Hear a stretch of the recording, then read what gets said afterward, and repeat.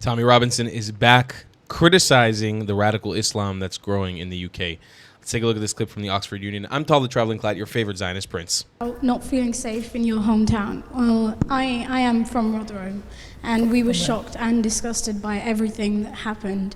And it was hard enough living in a town that had to deal with that. But then the following weekend, the EDL and other members of the far right came to our town. Where are you from, sorry? I'm from Rotherham. Rotherham, okay, yeah. And members of the groups from the far right, like the EDL, the BNP, came to our town.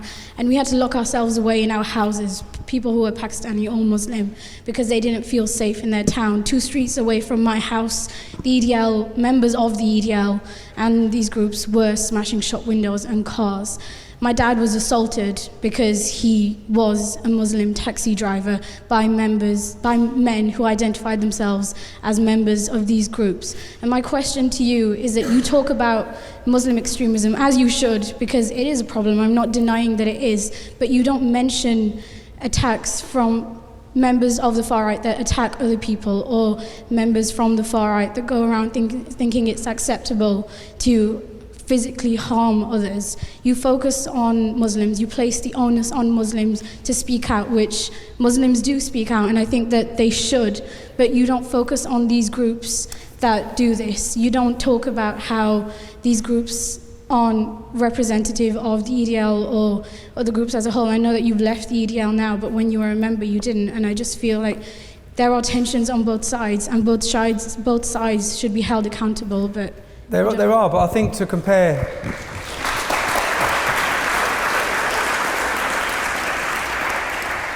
I think to compare groups on the far right with Islamist terrorism who wish to kill, murder, maim, and they are killing, they are murdering. There's no groups of EDL or groups of the far right picking up young Muslim girls and raping them. It's not happening, okay? I know it's disgusting and sick if your dad's been attacked. You're from Rotherham. The grooming case from Rotherham.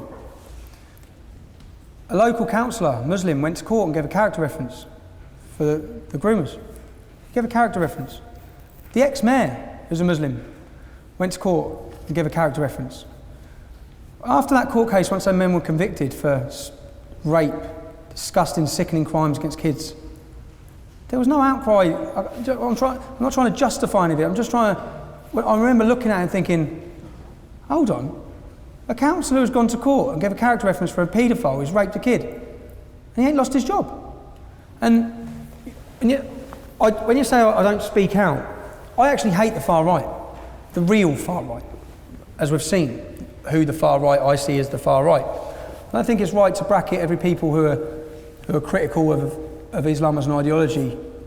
It is right to condemn what you're saying is acts of violence against innocent Muslims. But the reason why I don't speak out as much about them is because they're not blowing things up, they're not murdering. I haven't really seen many incidents or any evidence of the crimes like in comparison to what we're seeing. I don't think that, you see, the far right is going to grow. As we grow on in the coming years, it is going to grow.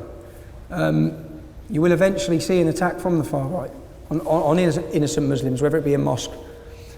But it's like 95%, 5%. The biggest threat to world peace is ISIS, Islamist ideology. So that's why, as you said, I don't speak about it as much. I do think it's something that, again, the government may not really address until something really terrible happens. But sorry that you experience those things, but I don't speak about them on an equal level because I don't think they are equal. As a follow-up to that, you said you don't hear about non-Muslims committing the same sort of crime and the same sort of scale. What would you say to someone who sees that obviously there have been a lot of evidence and reports against British troops and American troops from the West in Pakistan, in Iraq, in Afghanistan, etc., raping the women there? I know for a fact, I'm from Pakistan. I know, yeah. Lots of incidences of chopping up sort of the genitals of Pakistani soldiers in the north, that sort of thing. And obviously you don't see it being given the same sort of airtime on Western television, but all of these things are happening and feed into people's resentment against the West or sort of not about how would you respond to that? Do you think that that is not something that also needs to be addressed? Yeah, but I don't really know what answer I can give you to that. If people are murdering innocent people and torturing them, then it's sick, it's disgusting. They should be brought to justice. But I don't get what you're getting at with your question in the sense of I don't take it out. Say, for example, look, Christian, when I see Muslims say they feel upset and hurt because this is happening to their Muslim brothers worldwide, yeah? Well, it's happening to our Christian brothers worldwide in every single country where they're a minority. You've got Boko Haram taking slave girls, you've got all these different things going on worldwide, and I don't hate Muslims in it. People don't take it out on Muslims in this country, do you know what I mean? So I don't know. I don't really know how I can best answer that question. I don't agree with it. I don't support it for 1 minute. If anyone's doing that, it should be brought to justice. I don't really know where I can go with that. Sorry.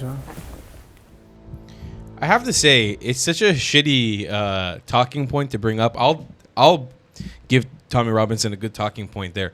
Are you trying to suggest that the resentment of the West in places like Afghanistan, Pakistan, Bangladesh, the resentment of the West in Western society and Western culture is due to American troops sometimes raping and mutilating the genitals of locals? And not a deep-seated hatred that has existed for 1,000+ years via Islamic ideology propagated by Arabs against the West, Christianity, and Western culture? That is terrible if that's happening. If that's happening, I've never heard of it. If it's happening, it's horrible. But do you think that's the reason that the cycle is continuing and not the ongoing shitty ideology that keeps being propagated in mosques around the world and Islamic centers around the world in famous Muslim figures like Muhammad Hijab, Ali Dawa, people like him who push the narrative that the West and Western culture is your enemy? Do you not think that that has a little bit more to do with it?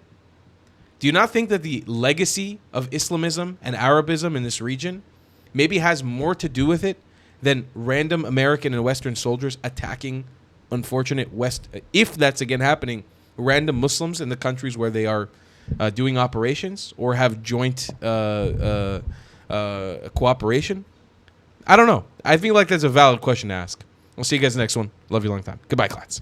If you believe in my content and want to support me, just know your help is needed. There's a bunch of great ways to support me, being PayPal, Buy Me a Coffee, or joining my Patreon community down below. Patreon is the best way to support my channel, and you'll get a bunch of cool perks depending on what tier you join. Another great way to support me is by buying my merchandise on thetravelingclat.com. I regularly drop new merch designs like this beautiful hat or this amazing shirt, where you can support the channel and get something cool for yourself. I also have an amazing Discord community with people from all over the world. Thank you so much for your support.